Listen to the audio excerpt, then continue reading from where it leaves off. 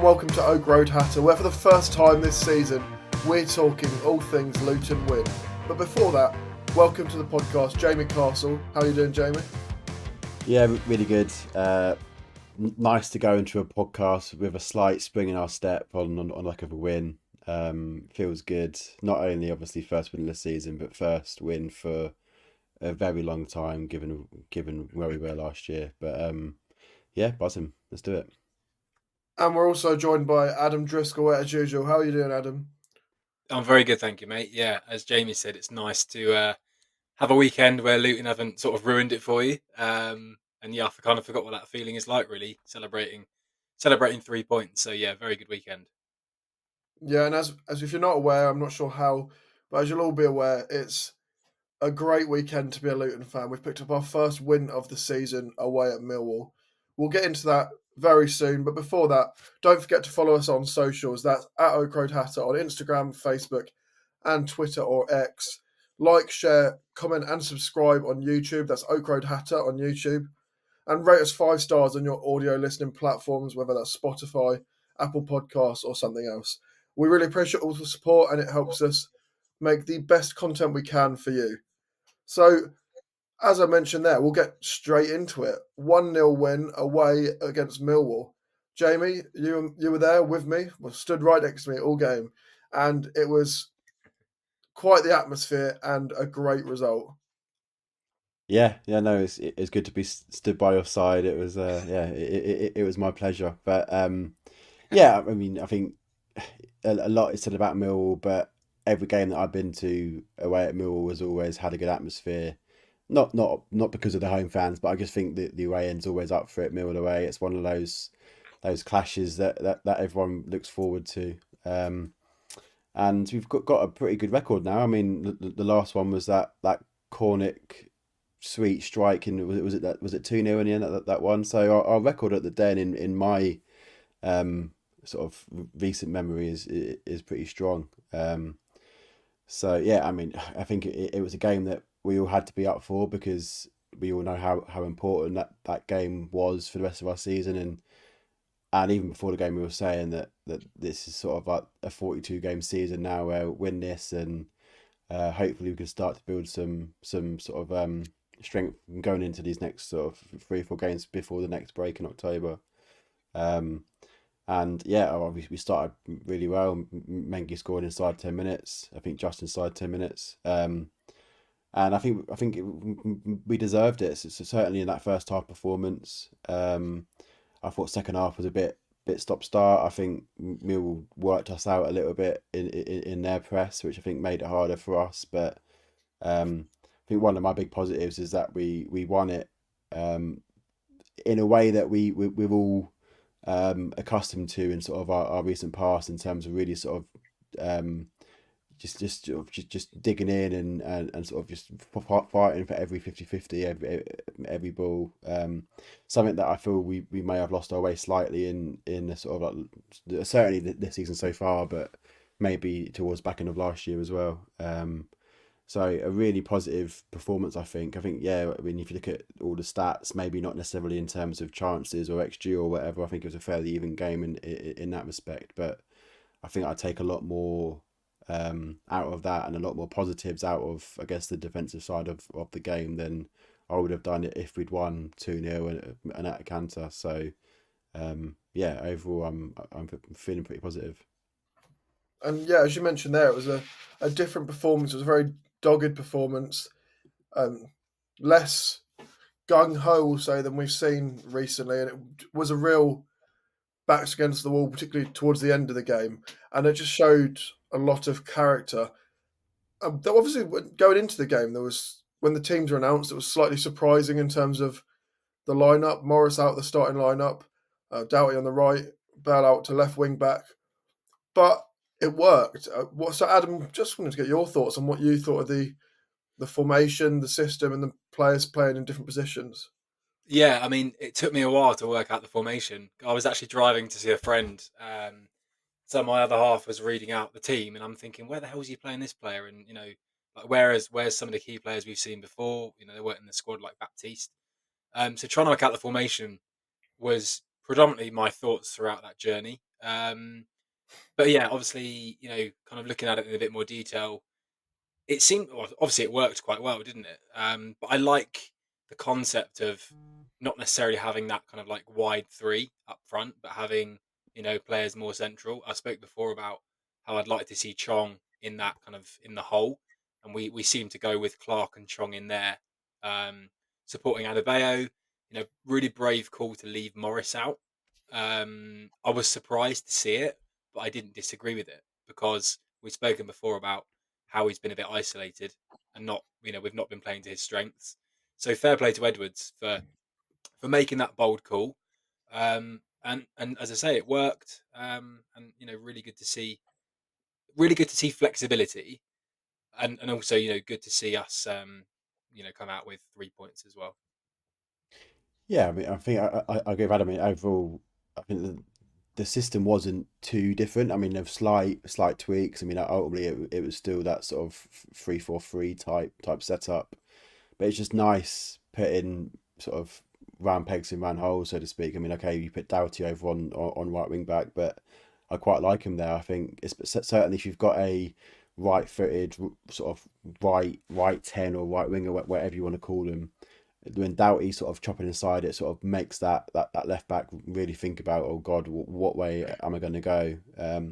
Actually, really interesting. I think apparently Edward said after the game that actually it was always the intention to put Doughty at right wing back, regardless of whether Walters was fully fit or not. So whether that's something that he sees more going forwards and putting Bell left wing back, who knows? I mean, on that, I thought Mengi was solid at left centre back. It's not his strongest side. I think he's stronger in the middle. But yeah, I think overall it shows his flexibility, and yeah, I think finally in terms of round pegs, round holes, to have two attacking midfielders in those attacking midfielder slots, and then a number 9 and sort of in the middle, I think just works really well. And it obviously is a really tough thing to choose between Eli and Colton. I think both have their pros and both have their cons. But in this current system, I just don't think you can play both.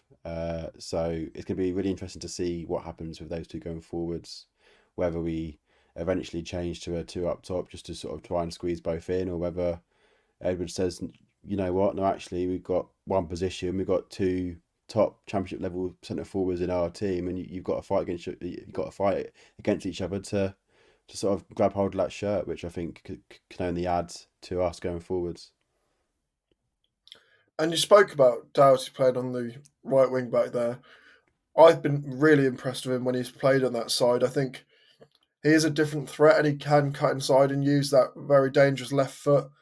And it causes problems for opposition defences. And I thought he was, for me, one of our most impressive players in the game. He was a constant threat on the counter attack. We looked a lot more counter attacking than we have done in recent weeks. It might just been the way the game happened to pan out, but I think Alfie was a big part of that. Another player who came in from the start and I was very impressed with, and I'm sure you share this view, Jamie, was Reece Burke. He came in on the right side of the back three, and he was probably our best defender, I would say. Would you agree? Yeah, I think you can't disagree. I think both him and Mengi in those wide roles were solid, and I mean the issue with Burke has always been fitness, right? I mean we were saying pre-season and even early on the season before the window closed that look, like I love Reece Burke. I think probably behind Mengi in terms of our best defender at the club, but his biggest issue is fitness. And in previous seasons, he's only managed sort of that 20 to 25 game mark. Now, if he can manage 35, 40 games a season, then he, for me, is a shoe-in to start on that right side. But as I said, the only question is whether he can do that. I think yesterday, again, he was excellent. He's just that. He just reminds me a little bit of that Harry Maguire type, right, where he's sort of solid in the air and wins a lot of his aerial duels, but also can really drive with the ball forwards. And we saw Maguire do that for England quite a bit, and I think Reece Burke does the same thing on the right as well. So really happy with Reece Burke, and let's hope he can string some games together. And I mean that defensive options now at the back. Obviously, you've got Mengi, who was our outstanding player last season, and somehow we managed to keep hold of him. We've spent good money on McGuinness, got Amari Bell, albeit was moved out to left wing back, but he's been Mr. Consistent at left centre back. And then you've got Mads Anderson, you've got Tom Holmes, obviously probably a bit further down the pecking order, but we've got some real good strength in depth now in that back three. Which again is good to provide competition, especially I think on Mark McGuinness, just a word on him. He's been okay so far, but quite clearly, I think we probably expect a bit more from him. I think he's not been as strong in the air. I think Josh Coburn made it really hard for him in the first 15 or so minutes before he came off. So yeah, it's still early for him, but having that strength and depth at the back will certainly push him to be his best, because if he's not, then the Mengi will certainly sort of take that place in the middle. And throughout the team, we saw quite a few changes, as we mentioned. Liam Walsh came in from the start, and for me, it was also another very impressive performance by him. I think every game now he's shown himself to be a very, very useful player that we brought in, and we all doubted that business when we were hearing about it, when we saw him sat in the stands, but it was proven to be so far a very good addition. I'm not sure how much of you saw of Walsh's game, Adam, but what have you thought of him so far? And if you did see his performance, what did you think? Yeah, well, I've only seen the extended highlights, but obviously a lot of comments, a lot of WhatsApp groups and Twitter saying how good he was. We all know I've been quite critical of him and the profile of signing that we bought in. But I'm if he proves himself to be up there with an elite free transfer, along the likes of what we've done before with Clark and several others, then I'm all for that. I'm happy to hold my hands up and have judged him, too early. So it sounds like he had an absolutely storming game. You guys were there. What sort of role did he play in that midfield? I think for me, he just has that real good passing range. Again, I do not want to compare him to Ross Barkley, because he just isn't, but just that sort of technique on the ball, and just being able to hold the ball and get through tight spaces. I think on the ball he's very impressive, and I think Finn, you made the joke to me in the first half where you can see why he was injured so much, because he just kept on being fouled.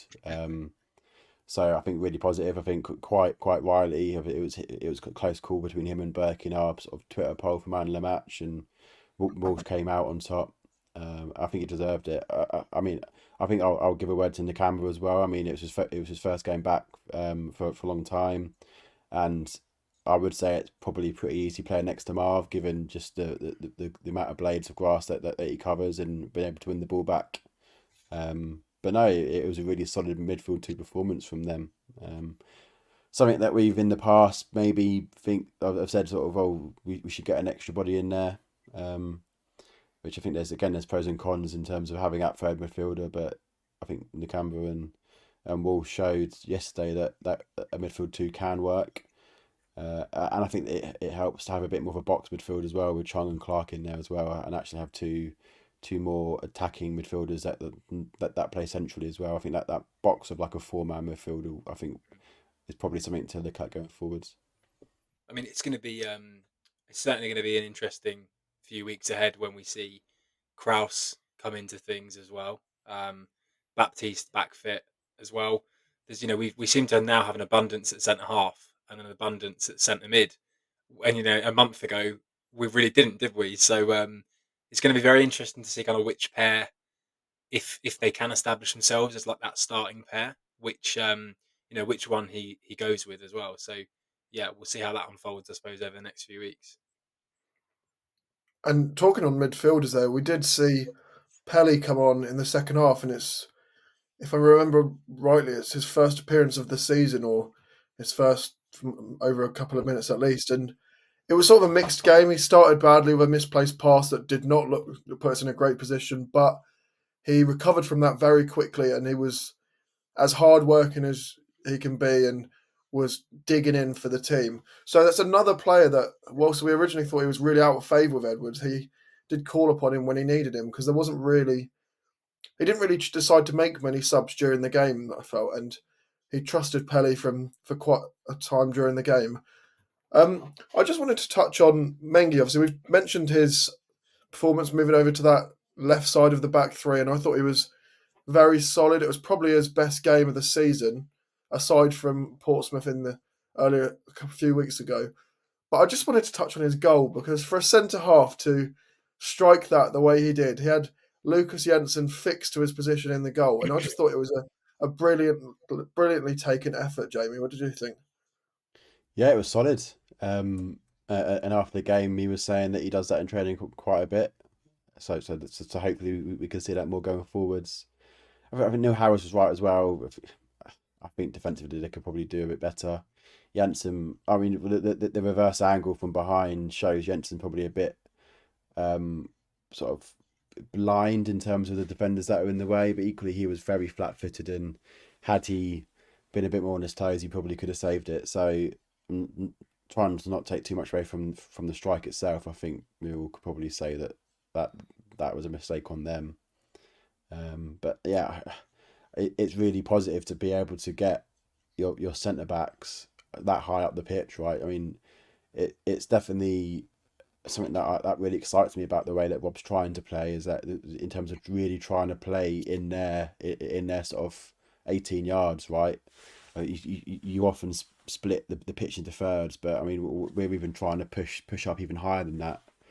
So to have one of your centre backs basically 20 odd yards out from goal to be able to finish what was a great layoff from Walsh as well, I think is really positive. Just a word on Pelly as well. I know you alluded to him but before the question.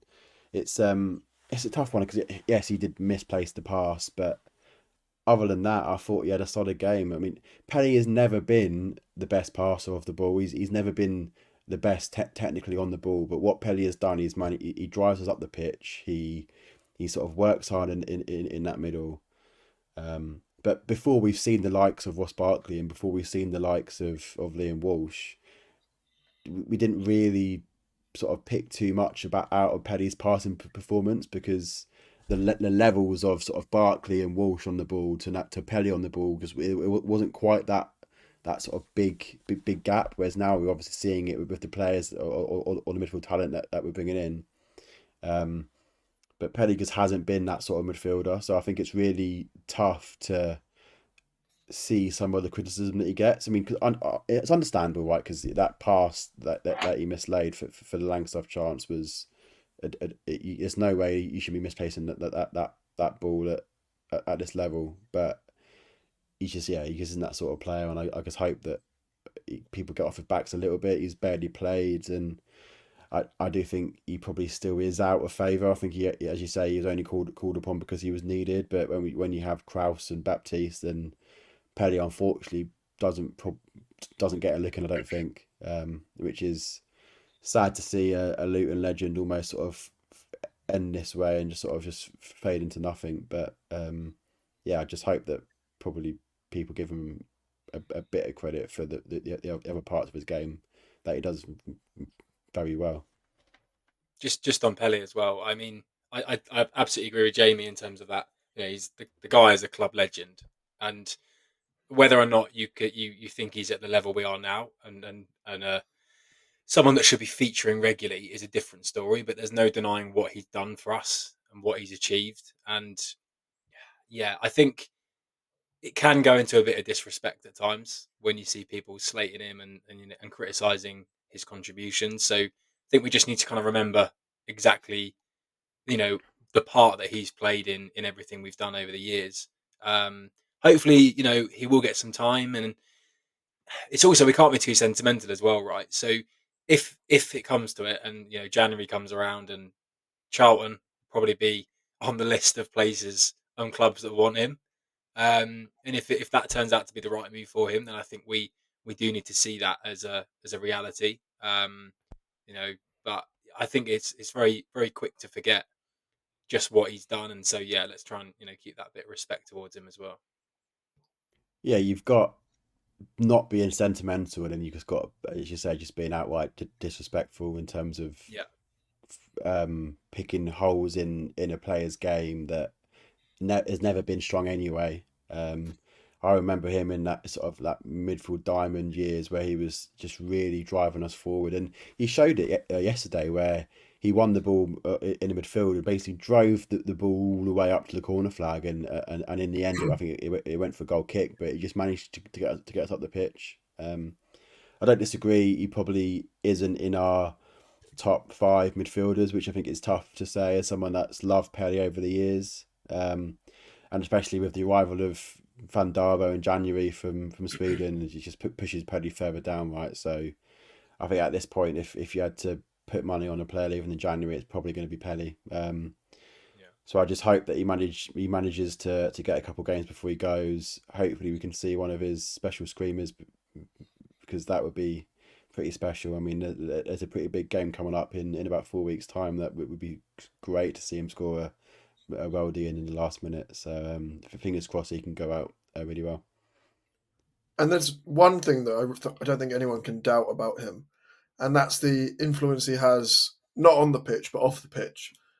Last season, if you looked at someone like Barkley's social media after games or even just during the week at training, there was videos of Pelé just being Pelé in the changing rooms and in the training ground. And I think having someone like him that's been there that long, but clearly has people feel so much immediate affection for, is massive for the changing rooms. Whether that's when things are going well, or even when things are really going badly, I'm sure he provides quite a good distraction from downward momentum. I just wanted to. So you've mentioned the past that Pelé misplaced, which obviously put Macaulay Langstaff 1-on-1. I think we needed to touch on the Kaminsky performance off of that, because he did absolutely brilliantly to stop that. It was obviously 1-on-1, and he managed to tip it wide. And then really late in the game, in the added time, he tipped a shot round the post in quite a spectacular fashion as well. And I just thought he was very, very impressive, and it was probably one of his better games this season as well, which isn't saying that much because he's had quite a mixed start to the season. But Jamie, I just wanted to get your thoughts on Kaminsky's performance. Yeah, I was to say it's when there's been 5 games a season and he was suspended for one and got sent off in another, it probably isn't the best thing to say that it's been one of his better performances. But now he showed exactly what we know him to be, which is a top level championship, if not Premier League, shot stopper in terms of the amount of times he got us out of trouble last season and the amount of times he saved 2 points yesterday. I mean, I think that's pretty guaranteed to say, and he will certainly save us double-digit points this season as well. So he's exactly what we all expect him to be, which is a great shot stopper. Sometimes a bit nerve-inducing with some of his passes that he plays out. There was a couple where you just think he's just not picked the right pass, and I don't think it's. I don't think the issue is quality on the ball. I just think it's picking the right pass, and sometimes he just doesn't pick the right pass. I mean, like I know Liam Walsh is a excellent player in tight spaces and on the ball, but don't put him under pressure on like when you got two Millwall players on him as well. So hopefully he can improve his sort of choice of pass going forwards. But in terms of just being an actual goalkeeper and saving goals from going in the net or saving shots from going in the net, I think that he's one of the best, if not the best, in this league. Yeah, I think we all know what you're touching on there, but also I find it quite frustrating when we give the goal kick to a defender who then just passes it straight back to Kaminsky, who then panics on the ball, and we end up putting it long anyway. Just if we're going long, just do it straight from the off when the attackers can really set to battle for that ball in the air. And it wasn't just me getting frustrated by it. Everyone around us, particularly my mates stood behind us, were getting quite frustrated by that goal kick routine, which has become quite frustrating as they've done it. And it also ended up in another yellow card yesterday when we were messing around trying to make a decision on what to do on that. So I think if there's anything that needs to be looked at, maybe those funny little goal kick routines probably need to be pushed aside a bit. Just before we go to a break, I think we need to touch on the importance of that first win of the season and breaking that losing momentum, because I think you've mentioned it before, Adam, we're in a habit of losing, and digging in like that and getting out of that habit is absolutely massive for our season. And I think the season starts here really because we've got into that right spirit. What are your thoughts on that? Yeah, absolutely agree. I mean, you know, sometimes it's not about the performance. I think we're getting to that point where it was, just get a win any way you can. Um, I think Gary Rowett alluded to it on the kind of coverage after the game. You'd rather have got that scrappy 1-0 and defend for your lives than lost the game playing really well and hit the bar 3 times, whatever. So I think it is massive. I think you know we can't also get too carried away in terms of looking at the fixtures coming up, because I did it earlier on. I looked at our next three and I said, yeah, we'll get 7 minimum. But they're all tough games, everyone was slating Rooney and Plymouth. But then they've had a couple of wins and they look all right. Oxford have done well. So we do have to treat every game as the challenge it will be. But I think it is big. I think it is massive. It will certainly give the group a bit of a confidence boost. And then with players coming back as well, and the introduction of Kraus and Nakamba getting more minutes, things are looking a lot more positive, and we've got the points to back that up from the weekend. Yeah, Jamie, I'll come to you on the sort of that same thing. We mentioned it wasn't the performance yesterday, but it was the way we got that result. Do you think we sort of reverted back to the Luton of old, really, that got us promoted? What, 2 seasons ago now? Definitely in terms of the off the ball performance, I think we were definitely the Luton of old. I think we're still trying to play the way Edwards wants us to play going forwards in terms of the quality on the ball and really trying to be dominant on the ball and in possession. So I don't think our on the ball performance changed. And I think that's why Edwards in his post match interview suggested that he probably wasn't too happy with it, because we weren't at our fluid best. I mean, although our performances or our results haven't gone our way this season, I think you've seen at times just how fluid we can be. I think even in that Burnley at home game, I think Burnley were very, very clinical and definitely deserved to win the game. But there was periods in that game where you saw just that sort of free flow, that free flowing attacking side of the game.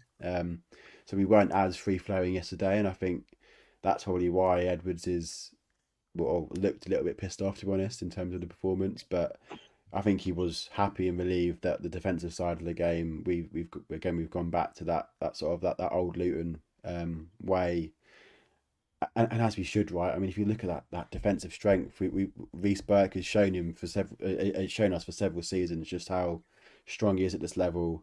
To then add, you got Mengi, who we all thought was solid in the Prem last year, and then Mark McGuinness, who again we don't know a lot of yet because he's only played a few games, but the fee was suggested that he's a top level championship player. And then you got Marvin Nakamba in front of him as well, and you got Amari Bell at left wing back. You've got some top level championship defenders or defensive players in that team, so we should be keeping clean sheets, and we should be defending well and not making the mistakes that we have been so far this season. So yeah, again, I think that's something that I want to see going forwards. Obviously, I would love to, as Adam said, I think we'll go on to the sort of the run of games coming up in the second half, but I want to see us win games fundamentally, but just not making mistakes, not doing anything stupid, and where we can, not sparring a worldy goal from another team or a game or a goal where they've clearly cut us open from good football.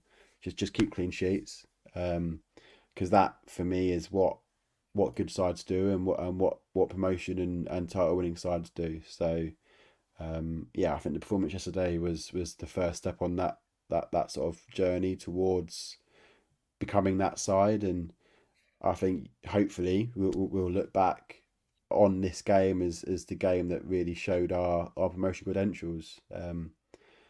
So yeah, but it's a long way to go. We've got 41 games to go, and just hope that certainly in those next 3 games going into the sort of the tougher 2 afterwards, I think yeah, I just hope that we can build on it. I just wanted to touch on very briefly before we go to a break. You mentioned there Edwards was quite frustrated after the game. I think there's some statistics going around that are on Sky that, if you've not seen them, about big chances missed that probably have a lot to do with that. I'm not sure if you have seen them. If you haven't seen them, I'll sort of give you a brief explanation to anyone listening. So the stats were Luton's big chances in the last 3 seasons under Edwards. It was big chances per game, the big chances missed per game, and the percentage of big chances missed per game. In 2022-23, created 2 big chances per game and had missed 63.3%. Last season, we created 1.7 big chances per game and missed 41.5%. This season, we're creating 2.5 big chances per game. We've just missed 90% of them, which is actually quite a crazy stat when you think about all the chances we could have scored and the goals we've missed out. But if that is something that can be fixed quite easily, which I think just getting some form into the strikers probably helps fix that quite quickly, we could become a much more of a threat than we are at the moment. What are your thoughts on those big chances that we're not putting away, Adam? Yeah, I mean, I think back straight away to Portsmouth away, where we've got Morris's chance and Adebayo's chance. I think back to Preston, where we could have been 2 or 3-0 up in the first half before they take the lead. Um, and yeah, I mean, the stats do back it up because you can flash back and think about those chances that we haven't taken. But I do think at some point we're going to give someone a pasting. Like, it's not far away. You know, there will be a time where I don't think, I mean, if Adebayo or Morris scored yet, I don't know if they have. Yeah, so it's going to click, isn't it? It will click, and someone's going to get a hiding. So I'm not overly concerned about that. I think it will naturally come, and the confidence from the weekend will do that as well. If you've got thoughts on Luton's performance at the weekend, if you were there and just want to share your thoughts from it generally, or your excitement from it, or if you're still nursing a hangover from a big night out after our first win of the season, we'd love to hear from you in the comments. We're going to go to a break now, but before we do, if you want more Oak Road Hatter content, check out our website where there is plenty of written content varying from opinion pieces to match previews and everything in between. But for now, we're going to take a break, and when we get back, we'll talk about the fixtures we've got coming up and an exciting new stadium plan.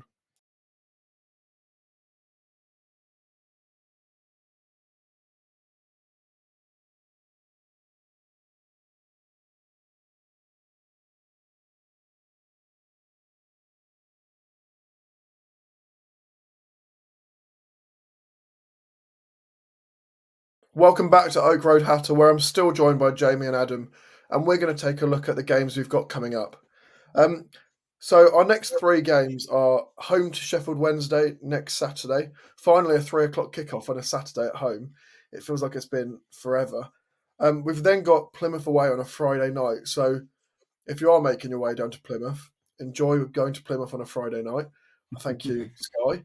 And then we've got Oxford United at home on a Tuesday night. So it's 3 games. When you look at them on paper, ignoring any form or recent results, you would look at them and think they are games that are definitely winnable.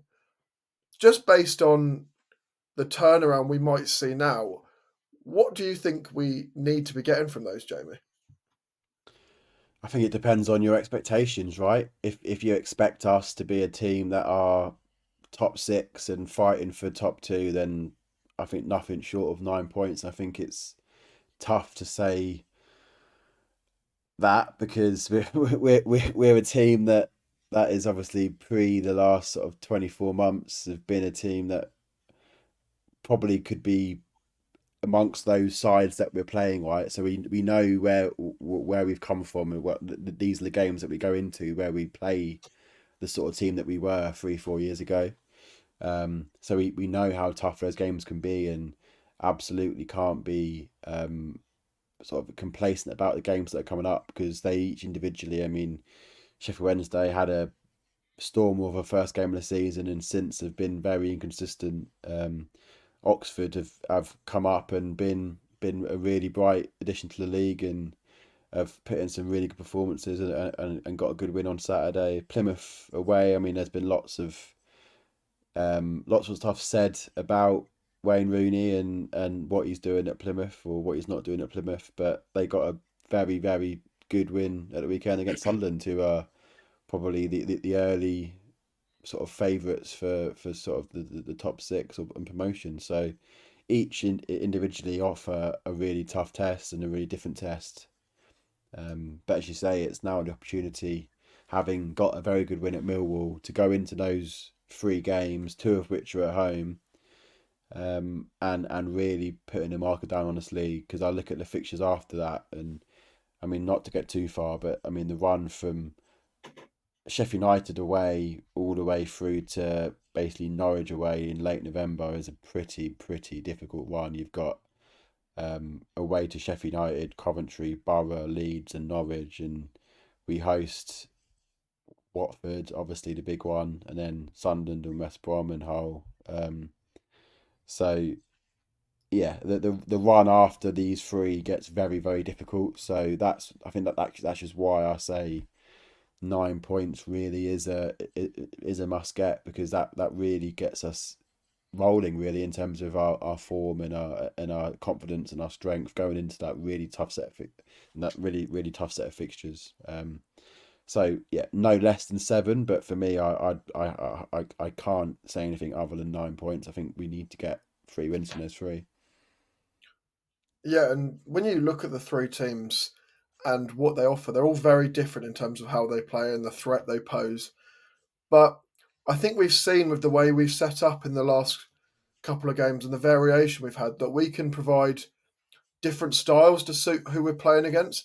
And with the players coming back from injury, that I'm not sure when Brown and Hashioka are back exactly, but we have some real variety in terms of the players to play to cause problems for those teams. So do you think we will see some variety in the way we're playing against those sides, Adam? Yeah, maybe. I mean, it's hard to know if we're going to stick to like one formation this season, and if we're going to be doing it on a game by game basis, which I don't think we really have before. It's been just this is what we want to do. I do like the idea and the concept of we'll play our way. Um, I've never been a massive fan for let's adapt what we're trying to do for the opposition. I appreciate you have to understand their threats, and there will be different threats across those three teams. But I'd like to see us focus on what we do best. Um, get the ball into the right players, that we've spoken about already. So, yeah, I do think, yeah, try and focus on ourselves, and the points will come. Just in terms of what Jamie was talking about there, in terms of like the expectations, I completely agree. I mean, if you want to achieve something this season, even if that is going to be a top 6 finish, you've you've got to be winning those 2 home games, and you've definitely got to be getting minimum a point at Plymouth. Um, Not necessarily because of the run to come, but they're 3 teams that probably won't be in the top half, and that might be even being kind to a couple of them. So absolutely want to see 7 points from those 3 games, and I probably would take that now if you offered it to me. Home form, we've started really badly at home, haven't we, as well? So we need to turn that around, and I think a win on Saturday coming would go a long way to increasing that kind of element of confidence as well. Yeah, just on I guess the way we set up, I don't envisage us going away from this back 3 now. I think on the back of that, I think Rob's vindicated in terms of his system and formation. But what I think we might see is different combinations. So that midfield 2, for example, whether you do Nakamba and put Clark in there, or whether you do Nakamba and Kraus, for example, because you go away to like a Plymouth, or maybe you prepare for a Sheffield United away and you want a much more of like a workman like midfield 2. Whether you have more aggressive wing backs, so if Hash is fit, put him on the right and Doughty on the left, and be really on the front foot at home, or whether you maybe go back to Morris and Eli, but sort of rejig that front 3 a little bit, where maybe you play Eli off the left or off the right. So I don't think we'll see a massive difference by way of setup, but yeah, I think we'll probably see a few different combinations in terms of personnel. Yeah, we have got those options now and variety in who we can bring on off the bench as well, which I think is something that really helps. And even seeing someone like Pelly come in when we need to be digging in and running, really running to get the ball. I'm sure there's plenty more we can say about these games coming up, but I think we're all in agreement. They are some massive games that we need some big results from, particularly with that tough run of games coming up. But just before we go, I think we need to talk about something that has come out in the last week that is incredibly positive for Luton, and that is the Power Court, I think, updated planning application. I can't remember all the different terminology now for the planning application system, which it's all a lot of paperwork, which is not our specialist area. But I'm sure you've all been as impressed as I have by the actual stadium design, the ambition for what we want the stadium to look like, and what it wants to include. So a music venue, I don't know if it's alongside or if it's even inside the stadium, but it really stands out as very impressive, and it looks very different to the other new stadiums you get built popping up. So I just wanted to get your thoughts on what you think of the stadium design firstly, but also then I wanted to touch on the 25,000 seats, which has raised a few questions because it's a big increase. So yeah, Jamie, I'll come to you to find out what you have to say, because I know you've got a lot to say about the stadium. Talk about setting me up, mate. No, I think the look of the stadium, I think it looks lovely, right? I'm very happy to have that as our new home. There's a sort of a little look of like Brentford, where you got like the way that the roof is arched in, and apparently it's to do with sound, and it keeps sounding a lot better. Which, I mean, they keep saying about trying to replicate the Kenny as well as they can in Power Court, and that probably is a nod to that. So really positive. I'm just really excited to see the sort of the more in depth plans. I think these plans have been submitted to the council now, and they'll do like a 2 week validation before they're released to the public on the portal online. So really looking forward to seeing the more detailed plans as they come out. On the attendance or the capacity, sorry, 25,000 seems a lot. If you look at teams in the Prem now, I mean, you've got Brentford, I think, get 17,000, although that's the capacity, right? And they probably could get more, but they've obviously opted to start with a smaller capacity, that rather than go straight to 25,000. Do I think we'll sell it out? Well, I think in the Premier League we will. I think well, we'll certainly get 20, 23, 24,000 in the Prem. I think that I'm just a bit hesitant, because if we are still in the Championship in 3-4 years' time, having not gone up to the Premier League, and we're playing like a midweek game at home to Barnsley or something in the Championship, I just think we'll probably only get 14, 15,000, because we won't get a sellout away end, because Barnsley will only probably take about 1,000 down from Yorkshire. And then I just don't want to be that club or that team that only sells 14,000 in a 25,000 seat stadium. I mean, we've sort of had sort of jibs at that club down or up the M1 in MK, but clearly that's a really drastic case. But I just don't want to be that sort of club that has 2/3 full. So it'd be really interesting to see what it's like going forwards.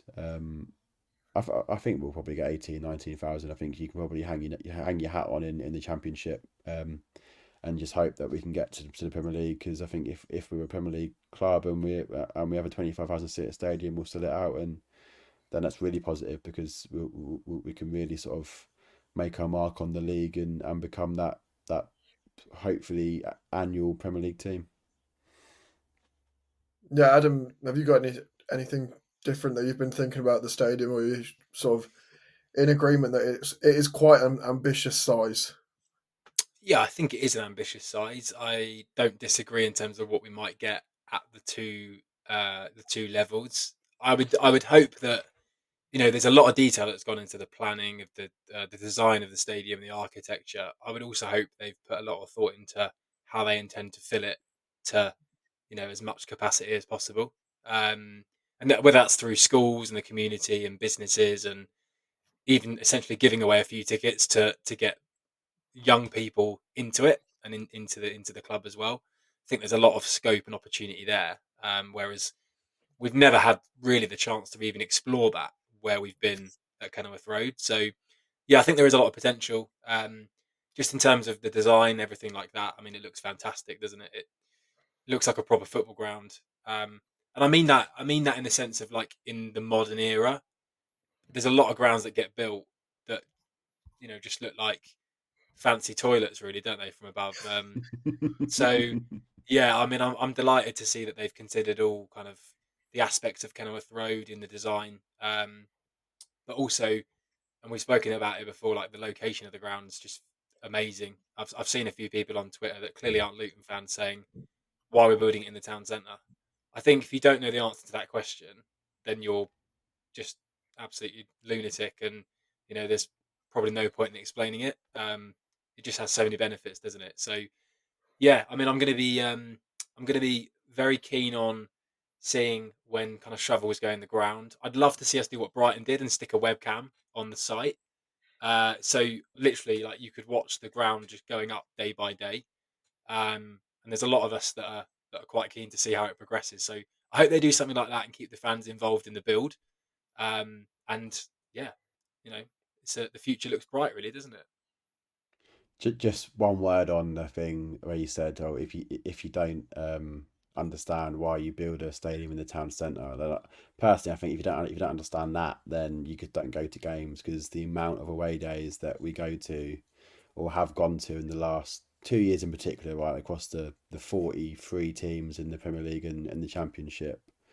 Um, I mean, Brighton away, gorgeous stadium. Like, but if only it was Yeah. actually in Brighton. What a ball like that was. Yeah. It's just I remember a few years ago Doncaster Rovers away, lovely stadium, but middle of nowhere, and it really does put a dampener on an away day when you have to figure out cabs from a pub to a stadium, or figure out, oh, you've got a train into the city, but actually you need to get another train out of the city, 2 or 3 stops to the stadium just to go to the game. It's why, I mean, for me, one of my favourite stadiums is Newcastle, just because Yeah. you're a minute in from the station to a pub, and then a 10 minute walk up the hill to the stadium.